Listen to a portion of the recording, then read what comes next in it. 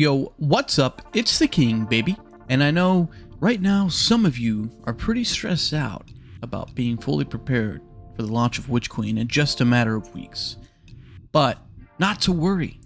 I'm here to give you the best preparation guide so you can be ready to go day one with the best possible odds of taking on Savathun and her Hive Guardian army.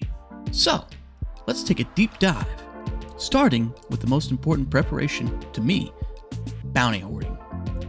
So, obviously, earning XP at the beginning of the season is very important, but there are certain bounties you want to keep in order to maximize your XP gains come on day one.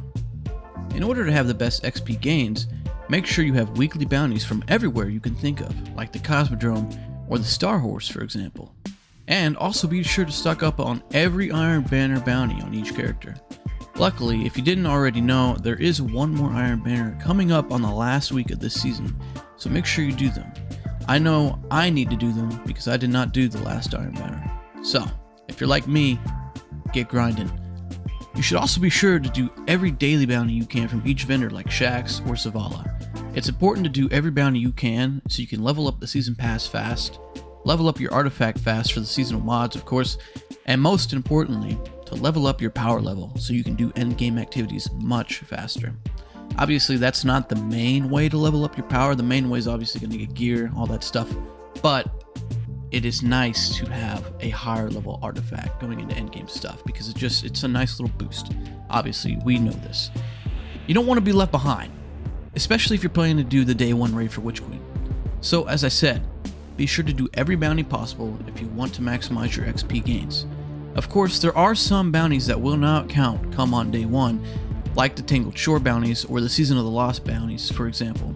So be sure to steer clear of those. They won't give you any XP at all. If you want to make sure you have the most guaranteed XP bounties possible, go to destinyrecipes.com and it will show you what bounties give how much XP and so much more. It's honestly a great website for prepping and I will reference it again. I'm not sure who exactly created the website, but you can even give them a little bit of money just to support. I'm even thinking about doing it because it's honestly a great website I've used for the past like 2 to 3 years. So make sure you go over there and support them. Now, the next most important thing to have ready to go are your in-game resources, and I'll tell you why. Coming to the Witch Queen on day one, there will be a confirmed 42, yes, you heard me right, 42 new legendary weapons, along with the new several armor sets. The amount I cannot confirm. I mean, talk about a lot of new loot. And I bet you're going to want to masterwork them, no? See, that is why you want a lot of resources ready to go. Several new guns with interesting new perks means you may want some cores to masterwork these new toys. And even though they may not make Orbs of Light anymore, it still gives a nice stat boost. Or say a new armor set with a good stat roll drops. Yeah, you're going to want cores and prisms for that sucker in order to maximize build potential. You will also of course want to have upgrade modules, and a lot of them.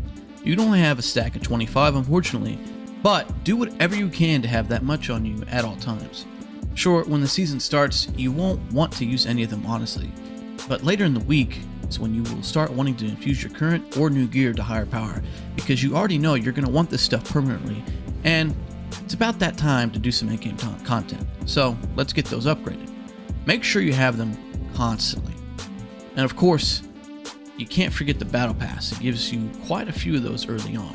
So, it's very nice. Why did I call it a Battle Pass? No, it's a Season Pass. Excuse me. And of course, we can't forget things like Ascendant Shards, Legendary Shards, and Spoils of Conquest. These things are definitely good to have, but they aren't going to be as necessary in the first week or two. You get Legendary Shards so much throughout the game that you should never have to worry about them. Although, look at me, I have under 100. Don't tell nobody though. Ascendant Shards are going to be nice to have after a couple of weeks, and you have everything you want armor-wise to masterwork them. So you don't need to worry about these too much either at the beginning. But it is still very good to have.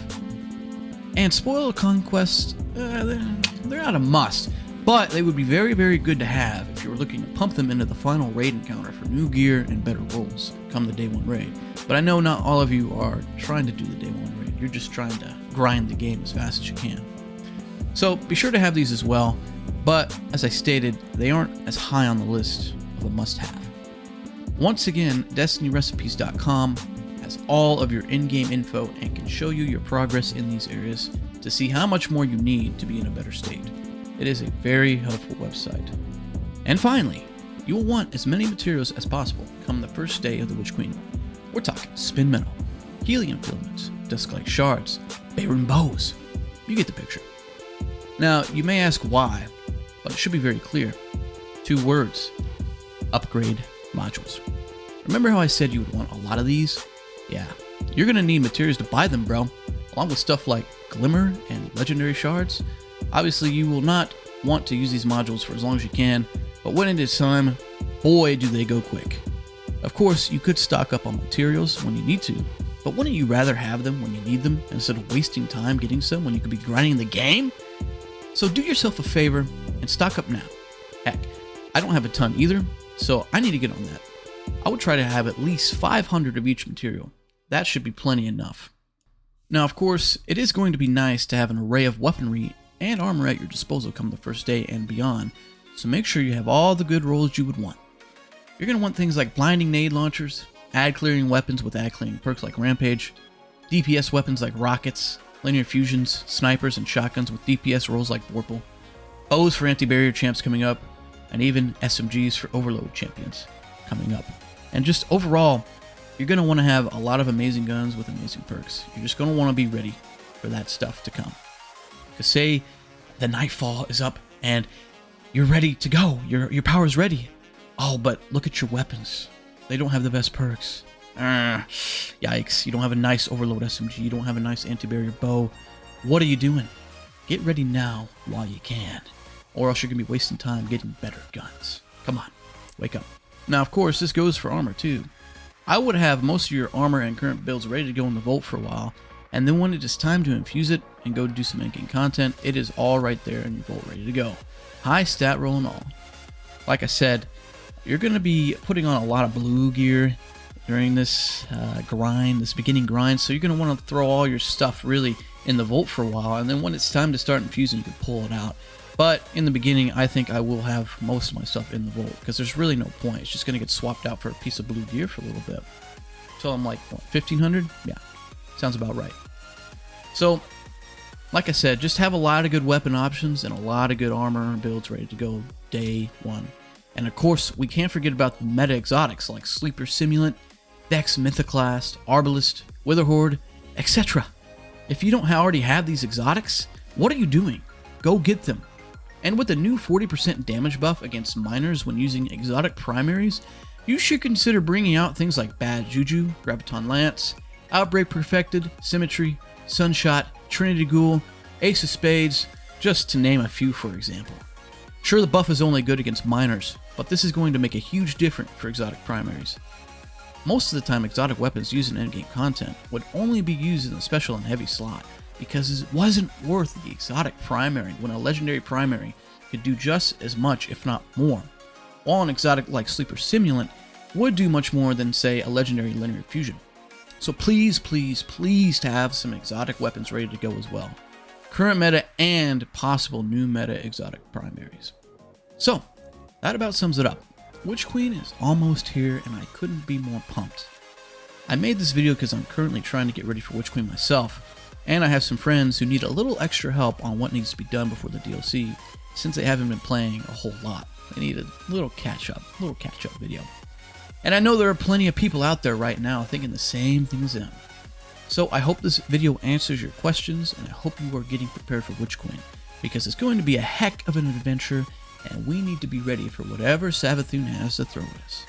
If you liked this video, make sure to comment and subscribe and like, of course, for more content like this, and be sure to let me know how your prep is coming along in the comments. I have plans, of course, to make several videos when Witch Queen drops, so be sure to be here when it does. I will also be streaming on Twitch here and there, but mainly for the day one raid, so go ahead and follow that link as well. So, that's it for me. Until next time, my friends, the king is out, baby. Peace.